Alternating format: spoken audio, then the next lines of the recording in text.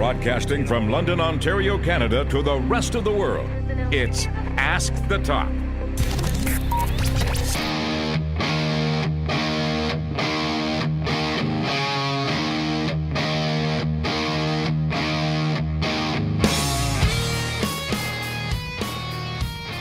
Thank you for supporting this program and tuning into the latest episode of Ask the Top. We have a lot to get to, so here's the preview. My Wrestle Kingdom 12 review, which is long overdue, recent WWE signees, rumored WWE Hall of Fame names, NXT Year-End Awards, Raw 25, which is stacked at this point, and the best non-Royal Rumble matches. A little bit mainstream, but I'm sipping on a delicious pint of Guinness. It's smooth, it's creamy, and undoubtedly one of the best stouts on planet Earth. Tried, tested, and true. Love this stuff. Can't wait to visit Dublin, Ireland to have a fresh pint of Guinness at some point in my life. That's on my bucket list. If you want to ask me questions on this show, you know where to find me. And if you don't, here's a refresher. At Chris Toplack on Twitter, Chris Toplack on Google+, ChrisToplack.com. You can ask me on Instagram. It's Chris Toplack. And also my Facebook fan page. I'm posting there more often. Ask the Top is my pro wrestling fan page where not only I post new episodes of the program, but also some updates and some news and rumors and whatever I can find, I'll post it on there as well too. I'm also uploading the show officially now on YouTube, so you can find my YouTube channel, Chris Toplack. Easy to find, it's accessible, and of course, it's compatible, on all major devices. So I think that's the reason why I want to put it there. Also, I'd like to thank TWM.news and thereactionroom.com for also supporting the show, and that's where else you can listen to this program, and of course, ChrisToplack.com. A slew of options at your disposal. So let's not waste any time. I mentioned off the hop, we have a lot to get to. I want to talk about Wrestle Kingdom 12. It took place several days ago, almost a couple weeks ago at this point, but I want to share my thoughts. It's long overdue. So Chris Jericho caught a bunch of headlines for this show. One of the only few to headline WrestleMania and the January 4 Tokyo Dome show. To my knowledge, the only other was Brock Lesnar. I heard Ric Flair. I'm not sure if that's true, but I know Brock Lesnar for a fact was the other. Some of the highlights. The Junior Heavyweight Championship was great. Will Ospreay, good feel-good victory there. I mean, they did about every spot on planet Earth, but nonetheless, still very entertaining match. How about Cody versus Kota Ibushi? Arguably one of the best matches of Cody's career. The crossroads off the apron was spectacular and frightening at the same time. Okada, I thought he looked fantastic, but what is left for him at this point? I mean, he's completely wiped out the entire roster.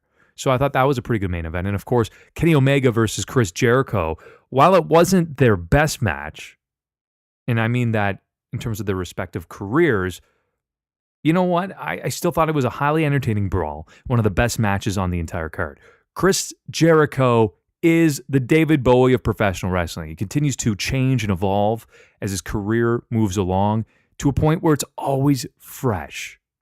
And it's not a complete departure from who he is. It's just changing ever so often. And basically, the quote is, change before you're forced to. That applies here. At 47, this is arguably the best character work of his entire career. The press conferences were highly entertaining. If you missed it, you should check that out at the very least. I give the show about an 8 out of 10. Recommend that you check it out. I would place it a step below from last year, but a step up from Wrestle Kingdom 10. So the event was well-rounded. It was well-executed, but it lacked a match of the year candidate, or at least a major standout moment. So if you haven't seen the show, please go check it out. Some news, and there's plenty of it to get to. ESPN officially confirmed that Goldberg will be the headliner of the 2018 WWE Hall of Fame class.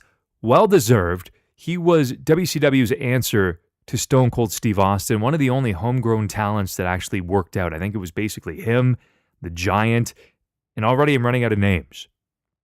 But he deserves it.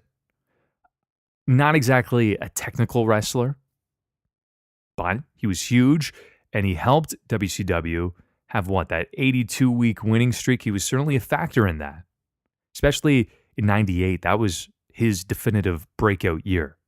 So he definitely deserves to headline Now, there's been some unconfirmed names that are still being rumored to go in with Goldberg for the 2018 clash, and I'm liking the names already. Bam Bam Bigelow, who I've stated multiple times on this program, perhaps the most underappreciated wrestler in the history of the WWE, at least as a big man, one of the best of all time. Bret Hart attests to that as well. Ivory, great career. The Dudley Boys, no brainer, because they're arguably the most decorated. And I don't even know if that's an arguable point at, these days, is that they have held every major title multiple times, so they deserve to go in there. And for the celebrity wing, Kid Rock, I'm here nor there about it. I think the celebrity wing is cheesy and gimmicky, but it is pro wrestling after all. Some recent WWE signings, some big ones too, and I mean, they really brought these individuals aboard in a group, and I love it when they do that. Ricochet, undoubtedly one of the hottest free agents in the game today. If you haven't seen a Ricochet match, strap yourself in. He's extremely dynamic, and he has springs for legs and for feet. Very, very exciting to watch. Candice LeRae. She's considered one of the top female independent wrestlers in the world. Candice was also featured in the Mae Young Classic. She's also married to one of my favorites, Johnny Gargano. So really pleased that they brought her in, and I'm sure Johnny has to be beaming. He wrote a very touching message on Twitter. Suggest you check that out. He's very proud of his wife, as he should be, and she earned her way there. War Machine. They're from ROH in New Japan. They remain one of the most ferocious tag teams in any promotion. So looking forward to seeing what they're going to be doing. I'm sure all four, technically, because War Machine are a duo, will all end up in NXT. At least they should. But just to that, you can be there even for a couple of months before you make the main roster. I think transitioning into the WWE through NXT is a wise decision, unless you're a big enough star like AJ Styles, where you can just completely jump to the main roster. But very few can do that. Will there be more on the horizon? EC3 and Bobby Lashley, formerly of Impact Wrestling, actually recently departed from Impact Wrestling, so there is potential that they may make their way to the WWE. I was actually just reading that EC3 has even canceled dates right around the Royal Rumble. Could we see him there? I don't know if enough fans realize who he is, if he has that name recognition and value, but nonetheless, it'd still be great to see him back. I guess he was originally Derek Bateman in NXT. Ooh, some trouble for Jey Uso. He was arrested for a DWI charge this past Sunday. It's very unfortunate when that happens. And if he doesn't clean up his act, I mean, the Uso Penitentiary could become something much more than a cute little catchphrase. 3 little words here, something that is simple and effective. Take a taxi. You have the money. There's no excuses at all. There's never an excuse to drive drunk or under the influence. Paige Van Zandt to the WWE. Could it be possible? TMZ recently caught up with Paige Van Zandt, who is a UFC fighter, and asked if she was interested in pursuing an opportunity with the WWE. Here's what she had to say. Yes, that's definitely something I'm interested in. I love the WWE. We'll see. If the opportunity comes, I would definitely go for it. If the knock comes onto my door, I'm taking it. I love the WWE. I would love it. I have the personality for it when the time's right. Now, if you haven't seen Paige Van Zandt compete, she's not exactly an elite MMA fighter, but I mean, mid-tier, pretty solid. I mean, I've followed her career. She's beautiful, charismatic. She has mainstream appeal because she was on Dancing with the Stars. She's also very marketable, too. Very positive person. I mean, I'll give her credit where credit is due. She broke her arm in her fight, and she's on Instagram smiling and having a good time. How many people would lose their fight, break their arm, and still have that mentality? Not very many. So if she were willing to spend some significant time at the Performance Center, I predict she could become potentially a big star in the women's division. The rumor mill. Ooh, this one is nasty. A former steroid dealer, and by the way, I question the validity of this off the bat, but nonetheless, I will report it anyway. It's a rumor. It's not something factual. By the name of Richard Rodriguez, which sounds like something made up or a GTA character, has named Roman Reigns as one of his former clients. I believe he also named Josh Duhamel and Mark Wahlberg as well, too. So Roman is obviously innocent until proven guilty, but it's quite the allegations. So let's hope that he can shake it at this point. The NXT year-end voting is underway.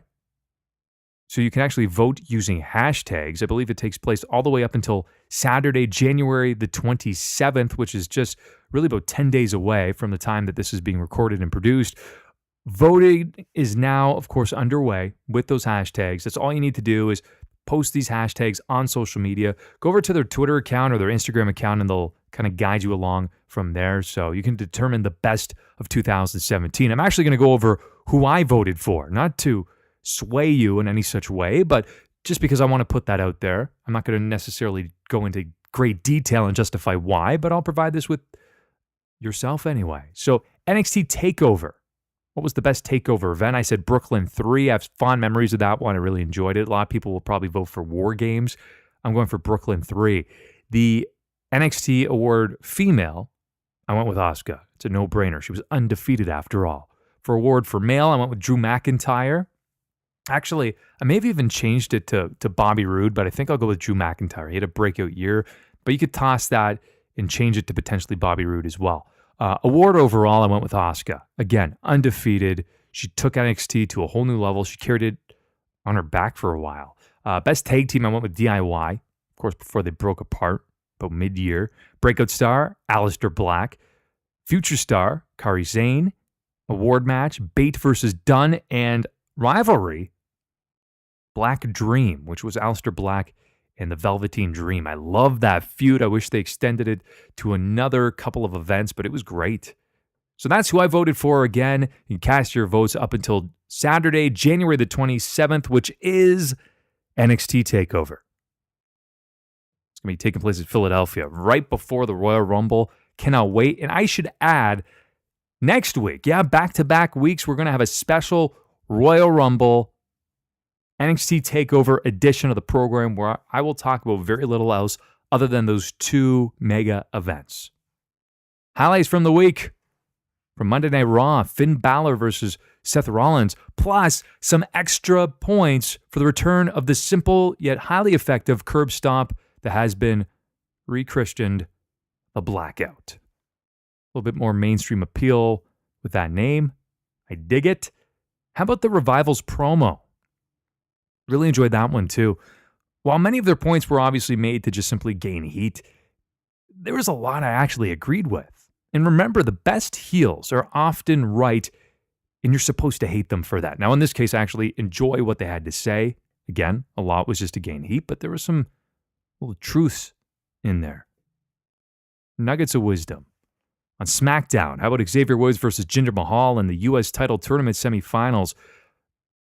It was a pretty decent match, and then Xavier Woods started to get in some offense towards the end of it, and I really enjoyed it. In fact, they should put the spotlight on Xavier Woods a little bit more often. He's a well-accomplished in-ring performer, especially if you saw him in TNA back in the day, and then he transitioned over.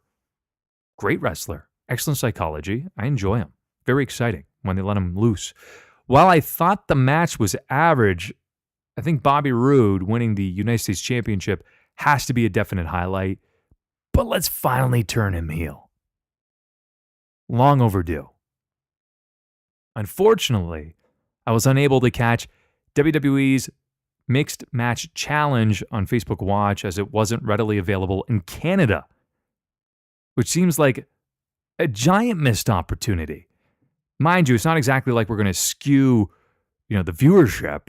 We're going to gain hundreds of thousands or millions of views, but nonetheless, you're losing one of your most dedicated and core fan bases, being Canadian. So I thought that was a big missed opportunity. Let's get to your questions. There's a handful of them here. TJ Taco 123 via Google+. Quite the name. Why hasn't WWE ended Roman's push? Bet you can't discuss that, LOL. He must assume I work for the WWE or I have some friends that are there. Listen, on this show, no topic is off limit. So, let's discuss it. Despite Roman's polarizing response from the live audience, he receives a bigger reaction than arguably anyone else in the WWE. And he also happens to sell a lot of merchandise too and has that main event look, doing air quotes. That's according to the WWE. I'm not saying they're right or wrong, but it's according to them. Make no mistake about it. The WWE has hitched their wagon on Roman. They did it years ago, and they have no intention of removing it anytime within the near future. Now, unless that steroid allegation case ends up being true, if that's it, perhaps they'll have to find someone else. But it's probably completely false. He's not going anywhere anytime soon.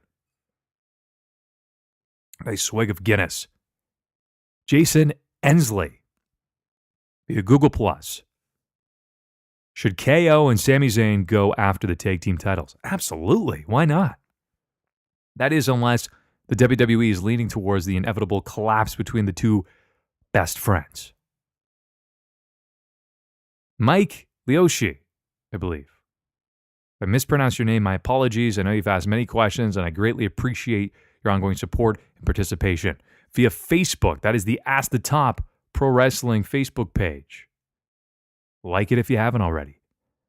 What must WWE do to make Raw 25 on January 22nd memorable, as most Raws have not been great lately?